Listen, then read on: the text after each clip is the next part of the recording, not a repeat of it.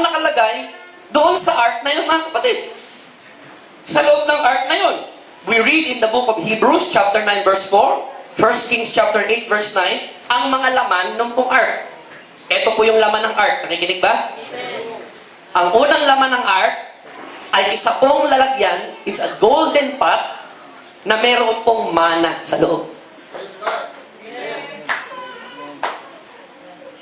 Ang pangalawang laman ng ark ay yung pong tungkod ni Aaron, mga kapatid, na namulaklak. At ang ikatlong laman po ng ark, mga kapatid, ay 2 tablets of stone. Yung pong 10 commandments na utos ng Diyos, mga kapatid. Amen. At ang pangatlong pagkakataon na makikita po natin ang ark, mamaya babalikan po natin yan, ay sa templo po ni Solomon. In the temple of Solomon. At ang mga ang mga cherubim naman po ay nakaukit, mga kapatid, malalaking mga anghel. At sila po ay nasa kaliwa at nasa kanan ng malaking kurtina na papasok po sa kabanal-banalang dako. Kung nasaan naroon ang presensya ng Diyos. Ano po ang kanilang binabantayan doon, mga kapatid? Amen. So the ministry of the cherubim has always been to protect something. Bakit niya babantayan yung golden pot of manna, mga kapatid? Sapagkat yung pong golden pot of manna ay simbolo po ng himala at ng provision at ng blessing ng Diyos sa lugar ng ilang nang kung saan walang pagkain ng Israel, mga kapatid, pero pinaulan po ng Diyos ng tinapay galing sa langit. Amen. Ito po ay patotoo na bagaman mayroon pong kagutom, mga kapatid, at mayroon pong paghihirap sa mga taong hindi sumasampalataya sa Panginoon, ngunit pinatunayan ng Diyos na ang kanyang bayan at ang kanyang mga anak kailanman ay hindi po niya pagkukulangin sa kanilang pong mga pangangailangan. That there will always be a provision and food even in the desert, mga kapatid. Number 2, ano naman po yung tungkod ni Aaron, mga kapatid? Bakit binabantayan ito noong pong cherubim? Amen. At doon po pinatunayan ng Panginoon na talagang tinawag niyang saserdote si Aaron, mga kapatid. Amen. Kaya pala pinoprotektahan nyo ng cherubim sapagkat yun po'y patotoo of the favor of God. Na pag ikay tinawag ng Diyos at ikay pinili ng Diyos bilang saserdote sa kanyang harapan, mga kapatid, amen, wala pong masasabi ang kaaway, praise God, upang akusahan ka sapagkat alam ng Diyos na ang pabor niya ay nasa iyong buhay.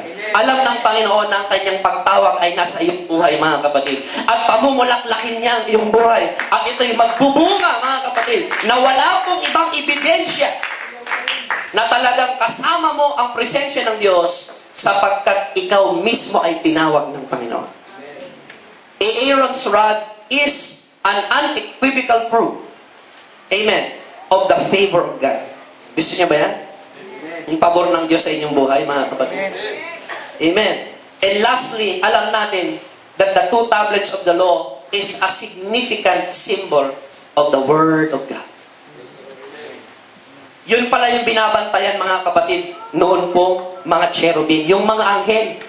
Yun yung kanilang binabantayan sa Ark of the Covenant. In the Garden of Eden, ang binantayan po nila yung Tree of Life.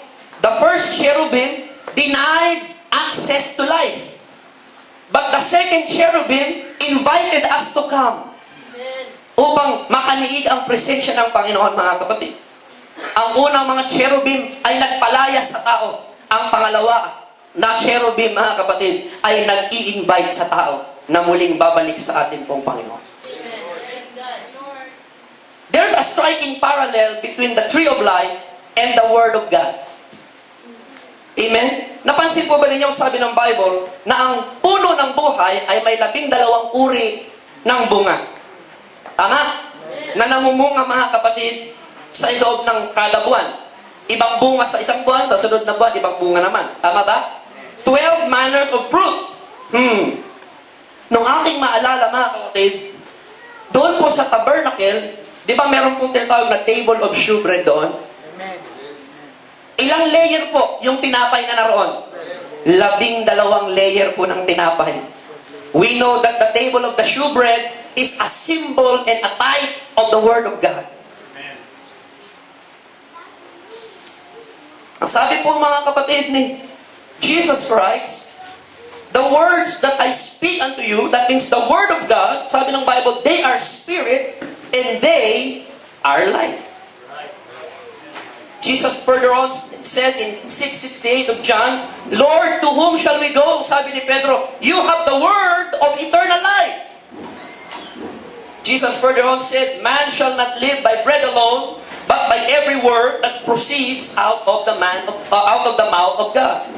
Ibig sabihin, sa pamamagitan daw ng salita ng Diyos, tayo nabubuhay. Paano tayo nabubuhay, mga kapatid? Samantalang hindi tayo makapitas doon po sa puno ng buhay. May I submit to this congregation na habang tayo po ay naghihintay sa pagkakataon na tayo po ay makakapitas roon, mga kapatid, for the fullness of time, before we can partake of the fruit of the tree of life, ang salita ng Diyos, ang puno ng buhay sa atin pong panahon, mga kapatid. Amen. Yung pong bunga na yon is just ceremonial. Sapagkat the Bible said, ang buong daigdig, ang lahat ng kalawakan, ang lahat ng nilikha, ang lahat ng kinapal, mga kapatid, nabubuhay sa pamamagitan po ng salita ng Diyos. Hallelujah! Ang buhay na walang hanggan po ay natatagpuan sa salita ng Panginoon. Kaya nga ito'y binabantayan ng mga angels, mga kapatid. Lagi natin sinasabi that David was a man after God's own heart. And lagi pong sinasabi that kaya daw ganon sapagkat David is a worshiper. Tama po yun, mga kapatid. But I found a greater evidence kung bakit po inibig ng Diyos si David at tinuring niyang puso ni David ay malapit sa kanyang puso. You know why? I have found these references in the book of Psalm na sinulat po ni David, mga kapatid, na nagpapakita at nagpapahiwatig ng pag-ibig ni David. Higit, mga kapatid, sa awitan. Higit sa sayawan, mga kapatid. David loved the Word of God. Sabi po ni David, mga kapatid, Psalm 119 verse 9, sabi niya, sa papaanong paraan daw, nalilinisin ng isang tao ang kanyang buhay at ang kanyang mga daan. Sabi ni David, by taking heed thereto according to thy word. Kaya sabi ni David, ang iyong salita, Panginoon, ay tinago mo sa aking buhay, sa aking puso, upang ako'y hindi magkasala laban sa iyo. Psalm 119 verse 16, I will delight myself in your law. I will not forget thy word. Amen. David said, strengthen me according to your word. For I trust in your word. But now I have kept your word. Because I have hope in your word. I have hope in thy word. Amen. 4 na beses niyang inulit yun, mga kapatid. Ang sabi niya, Panginoon, forever, O Lord, thy word is settled in heaven. Because heaven and earth shall pass away, but my word will not pass away. Amen. Thy word is a lamp unto my feet and a light unto my path. David further on said, you are my hiding place and my shield. I hope in your word. Therefore, uphold me according to your word, that I may live. And let me not be ashamed of my hope, which is thy word. Kaya sabi ni David, order my steps in your word. Thy word is pure. Therefore, thy servant love your word, that I might meditate in your word. Your word is true from the beginning, and every one of thy righteous judgment endures forever. David further on said, but my heart standeth in awe of your word. I rejoice at your word as one that findeth great spoil. My tongue shall speak of your word. I will worship toward your holy temple. Praise your name for thy loving kindness. For you have magnified your... Kaya pala tinawag